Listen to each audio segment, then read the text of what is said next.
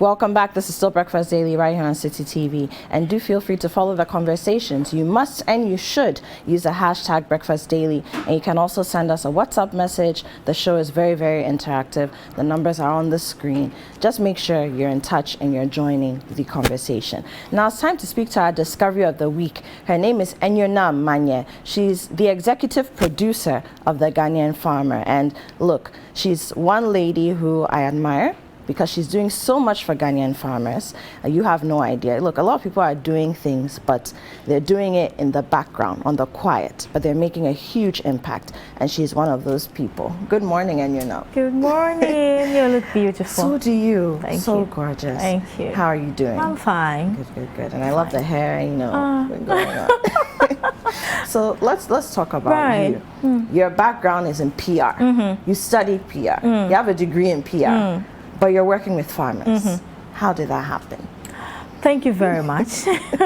and thanks for having me this morning. So, yes, I studied PR in AUCC. My university is just a few walks away. Exactly. You can walk there. Exactly. So, and this is my SS, Snaps College. Snaps. Oh my goodness. Oh, wow. I felt so bad coming back. Exactly. So, I've always had a communication background because I wanted to be a broadcast journalist. So from diploma in JE University, I pursued to go and study PR in AUCC. I had my national service in Parliament. So after that, I still went on to teach radio and TV broadcasting in a company for a while and practice PR with an NGO around Spencers for a while. But some things happened and I had to resign from one and got fired from one. Wow. Yes. So I asked myself, so would you continue working for people? Not all employers do not appreciate their workers, but there are some employers who do not appreciate no matter what the sacrifice you do. So isn't it about time you start something on your own? So I had to just monitor the media space and see what is ongoing on TV, and I created something for the business sector, focusing on SMEs. So I did that for 4 years, and the impact was very great. We had our first CEOs Connect Summit in 2018. Oh, that's you. Exactly. Yes, it was awesome, and the feedback. Connect. Yes, Yeah, it was amazing. So moving forward, I then sat down with my team and we were discussing. So, and you know, what next? Best Friends is on. What next do we do? Because we have the cameras and everything.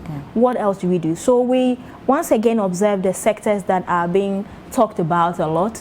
And I realized there was something lacking around environment and agriculture. So I settled on agriculture because my father, back in the days, used to be a rice farmer. Where was he farming? Around Shah Hills. Shah Hills was a farming community, actually. They still do farming, but right now... Now it's becoming more residential. Thank you, because the real estate people have taken over. But then also, so you're right, your dad was a rice farmer. What can you refer to? Is there any video you go to show? Okay, my father also contributed some years back. Were you involved in the farming when you were I was very little by then. I think I was around 5, 10. So I only followed to go and assist. What about your mom? My mom was actually his employee. Oh, she was his employee. Exactly. So, you know, so she has been helping my dad on the farm. So I realized that there's many things. We lack a lot of projection when it comes to Ghana's agriculture to the global world, for them to know what we grow, what kind of soil texture do Ghana, you know, we have, the seasons we have, what can you export from Ghana, what can you import, and where can you grow what? Exactly. So I thought that it was a great and laudable idea to create something to project the Ghanaian farmer, and that's how come the concept started. And you named it the Ghanaian farmer. Exactly. Okay, so I'm just excited about how from a PR background you grew to become a content creator, even acquired cameras, because I just heard you say you have the cameras, you have the equipment, and now you're creating content that is not just informative, but that's impactful. So let's talk about, you must travel a lot. I mean, what kinds of people do you meet as you travel, and which parts of Ghana do you find yourself going to most, if any, and what do you see there? Who do you see? Interestingly, Ghanaian farmers contribute significantly to Ghana's economy. I mean, they give us our food, if for nothing at all. Exactly. And majority of farmers in the country are made of peasant farmers. And these peasant farmers are the people who have a lot of challenges. I'm referring to financial-wise, seeking for funding. You know how financial institutions, after calculations, I overheard one of the bank's directors saying that when we calculate the risk in agriculture, it's a bit difficult for us to invest into your farms, but that should not be the case. So funding is a problem. Access to land, now they are fighting with the real estate people because they have the money. They go see the authorities, give them a huge sum of money, and then you, a farmer, you are paying like 300 cedis a year for a land, an acre. So they will not mind you. So they are, you know, dragging issues with these people. So does that mean that a lot of our farmers are renting or leaseholding the land? They don't even own their own farm at all. lands. Most of them are just leasing it. They won't sell for you because your money is peanut. So they'll just give you the farming. The moment someone comes with huge sum of money, it is taken from you and give, but we forgot who will eat. So do we have to continue selling off all the land for real estate? That's a question the authorities need to think about. So most of the places I travel around, I go to the eastern region. I've been to the Volta region. I've been to Adan, where tomorrow we are having our anniversary. I've been to the central region as well. We are now making plans. We see you on the screen. So this is eastern region with a snail farmer, Mr. Alato. He has a cocoa farm and he also does snail farm. And this is also in the eastern region. That's one of the palm oil refinery. And this is Adam, my women. I'm seeing them tomorrow. Clam, the adodio you enjoy so much. It comes from there. So they are over there waiting for me tomorrow. This man is in Ashanti region, Kumasi. He is into, how do we call that bird? That is what he does. Guinea fowl. Guinea fowl. Exactly. Turkey and guinea fowl. And then this is in Sawan prison.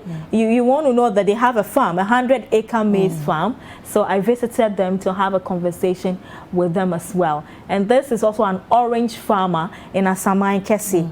Yes, I also visited his farm to have a conversation with him. So what they are holding, that's a cabbage farm. What they are holding is the initiative I'm talking about. Support the farmer initiative.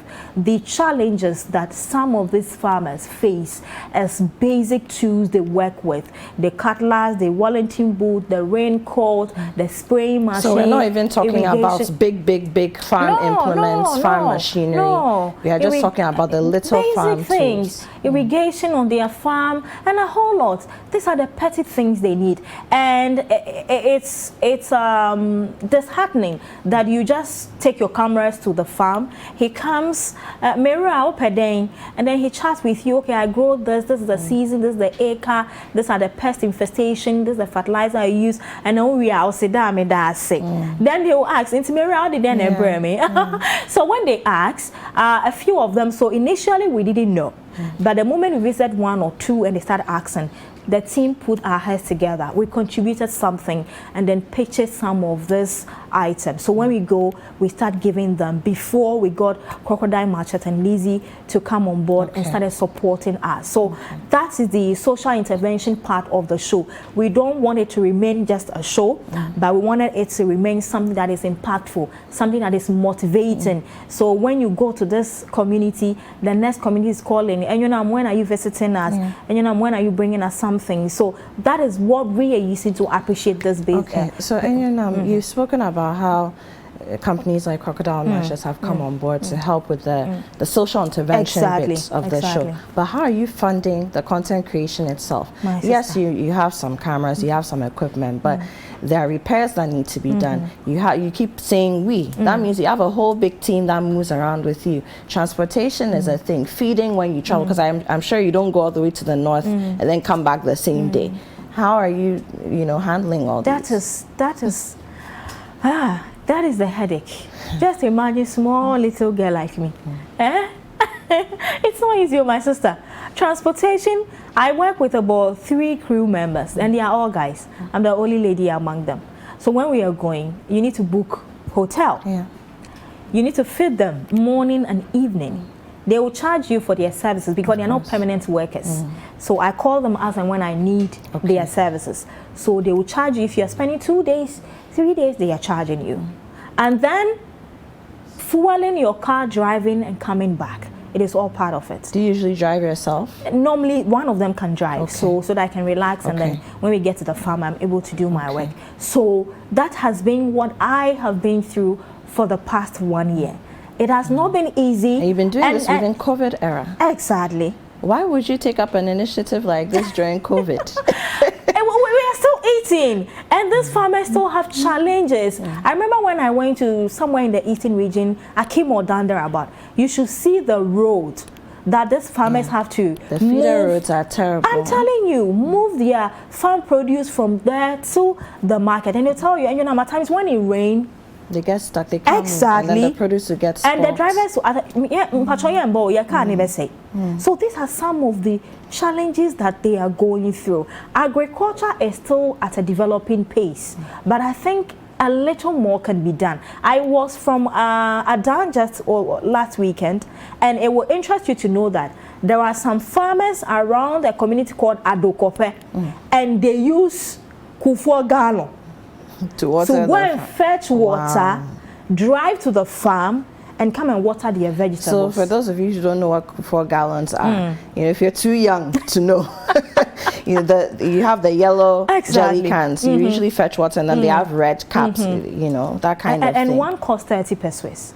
So they buy the gallons. He has to buy the gallons. Go and fill the gallons and bring it, because if you don't, the rain pattern since last year and this year has been terrible for farmers. Very erratic. Thank you very much. And these people don't have irrigation in their farms. They don't have money to dig boreholes. So what do? If you don't want the investment to go down the drain, you have to find measures to keep your crops alive and be able to get the produce or the harvest you're expecting. So they are making this extra effort. And so these are some of the petty challenges that farmers are going through. Government has introduced a couple of policies. Yes, it's ongoing, even though some part, when you travel around, the farmers will tell you, the fertilizers, some of the dealers hoard it. When the government releases it, they will hoard it. That's not surprising. And then release it later, and then increase the price a bit. Unfortunately, government is not around every place to be able to monitor. But I guess they have to find means to monitor these dealers who are into these inputs, because farmers are suffering. So if you don't go to monitor this, it will be a challenge. And so we are talking about how to keep food security. And it's part of one of the sustainable goals too. Food security. Exactly. And then also for us internally, we want to rely less on aid. So we're talking about producing our own food, so that we even have a bit more for export, and then we can get more foreign exchange and fix our issues with our exchange rates. You know, but if our farmers are experiencing this, how would they produce enough? It's not going to happen. How would they produce enough? It will be a challenge, because the small things they need. Tractor. For instance, tractor, a petty farmer, a peasant farmer, let me say, a peasant farmer cannot afford tractor. So if you are a peasant farmer, I am also a peasant farmer, we have like say 3 or 4 tractors around our community. You have to wait for him to finish your farm before he moves to my farm. But is there a way that we can get some affordable tractors for these farmers to even pay an installment? It is all something we have to consider. If we want agriculture to move at a fast pace, then we need to do things. I mean, enough of the stakeholder engagement. I had one in March. I brought some stakeholders together. There was buffer stock. There was someone from the Ministry of Food and Agriculture. There was someone from the Agriculture Workers Union, Peasant Farmers Association, CSR. So those people have come together. The farmers were there. They engage each other. They complain bitterly and all that. But what next? Because it's not the first time that's happening. Thank you. After we finish talking, what are we doing for the pressure on these farmers to calm down, for them to produce? It has to be practical. We need to take the initiative. And you see, interestingly enough, the Farmers' Day we have in Ghana, it mostly favors commercial farmers. Of course, because they're the ones who are seen. Thank you. He has the 5,000 cows, the 10,000 goats, the 50-acre cocoa farm. So he will participate. But how about me? My small snail farm in Shire Hills. When will I start participating? But somehow I'm creating job because I have someone who is looking after the farm for me. After that, I take it to the farm for another woman to sell and make some money. I'm also creating job along the value chain. So let's come to that now. And I mean, you're speaking very passionately. And it's because you've seen for yourself what's happening on the ground. And like you said earlier, your parents were farming, and they're farming rice. Yes. What else? Chili peppers, Scotch bonnets. That's Pakoshito. Yes. They were farmers, exactly. right? But in your adult life, you don't see anything to show that your parents were farmers. I mean, they did their best, at least, if for nothing at all. You went to school, and you're here speaking today about the plights that not just your parents, but generations of farmers after them are experiencing. But let's talk about you and your snail farm as well. You have a snail farm back at Shai, where your family is. How did you get into snail farming? So, whilst I was interviewing the farmers, I listened to each and everyone's conversation. So, I'm able to tell the challenges in vegetable farm compared to cocoa farm. I'm able to tell the difficulty in a tomato farm compared to a chili pepper farm. So when I met Mr. Alato, and after having a conversation with him, he told me, my dear, a snail farm, you don't need a big place to start. Even with just a size of this carpet, you can have about 500 or 1,000 snail here. And there are two types of snail. One can lay eggs close to 50, and one can lay eggs to 150. So when you have them, approximately between 8 months, you have your snail to sell.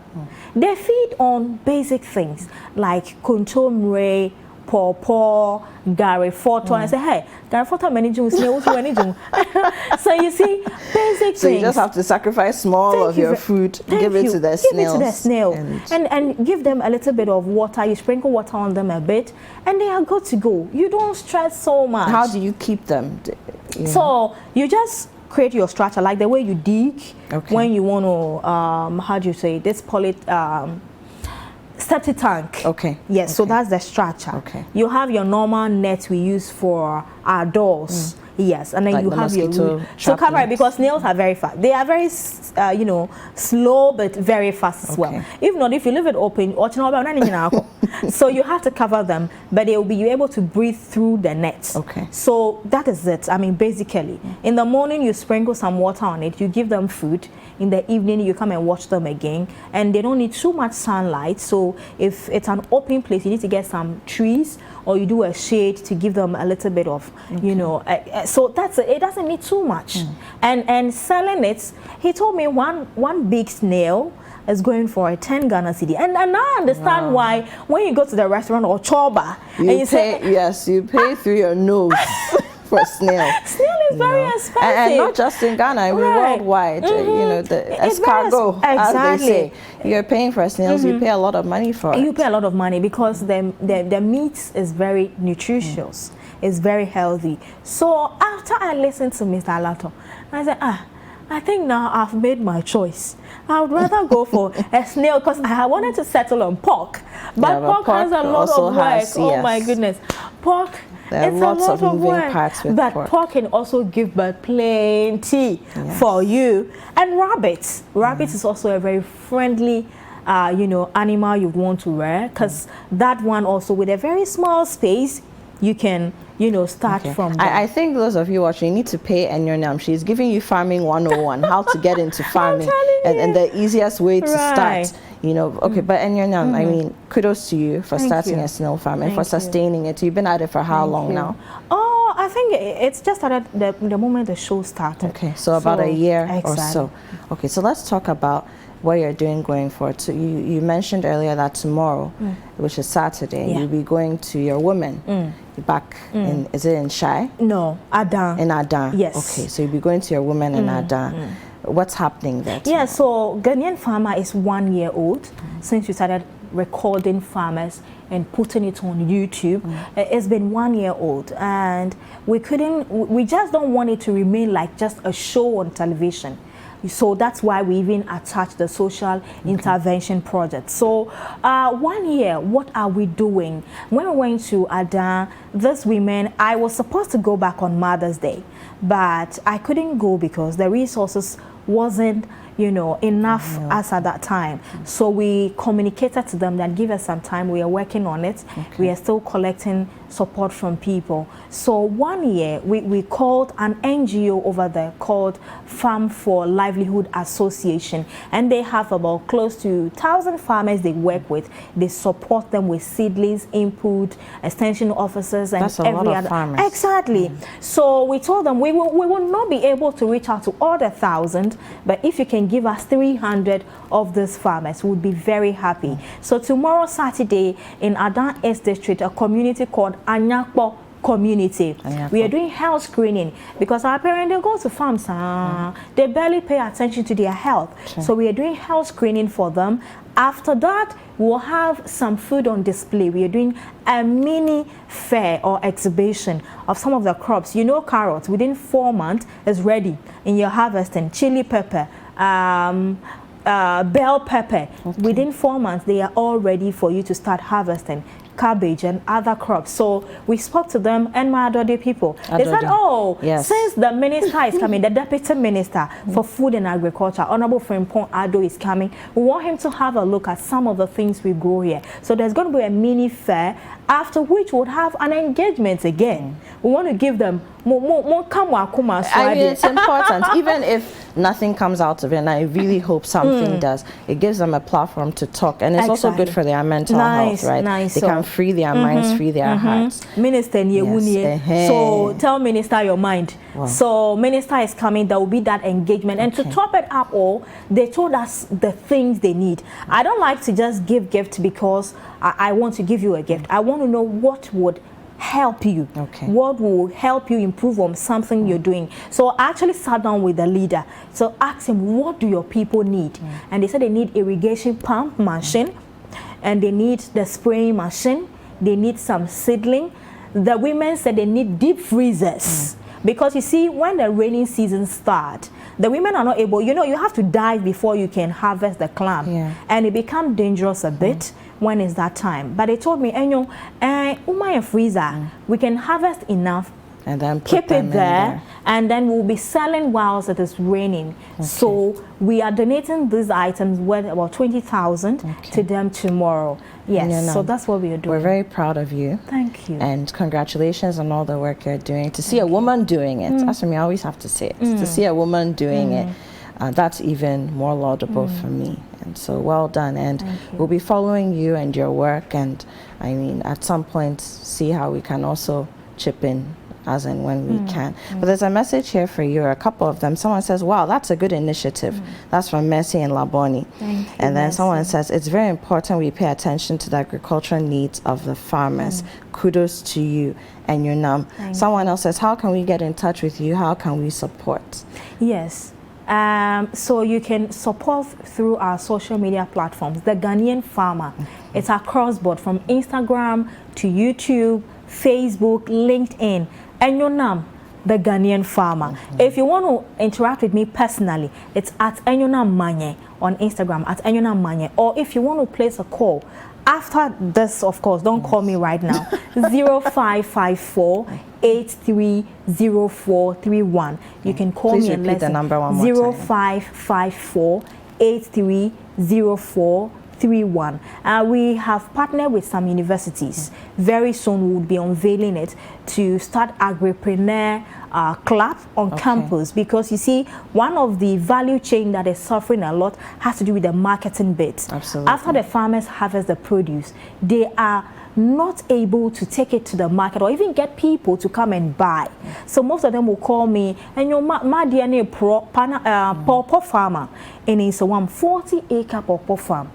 After the pawpaw is matured and he harvests, my dear, the pawpaw is just there. He's not able to get buyers. So if you get into the universities, you have the clubs. So we are encouraging the student. When I was in AUCC campus, I was selling sobolo. Okay, so my ladies out there, the men out there, engage in agribusiness. If you don't want to go and do the digging, we're out just of time. try. But Yes, I mean, yes, that's fine. Very important words for the young people out there, and even those at home who don't have anything to do. A lot of people have lost their jobs during COVID and whatnot. You know, I mean, get involved and the Help university students, look out for Enionam and the Ghanaian farmer. They'll be coming to you, you know, to get you involved in something that can contribute to nation building. Enionam, thank you so much. Thank you very much for having me. I really appreciate it. Ladies and gentlemen, I've been speaking to Enionam Manya. She's the executive producer of the Ghanaian Farmer. She's a content creator. She's a farmer herself and an all-round phenomenal woman by all standards, as we can see.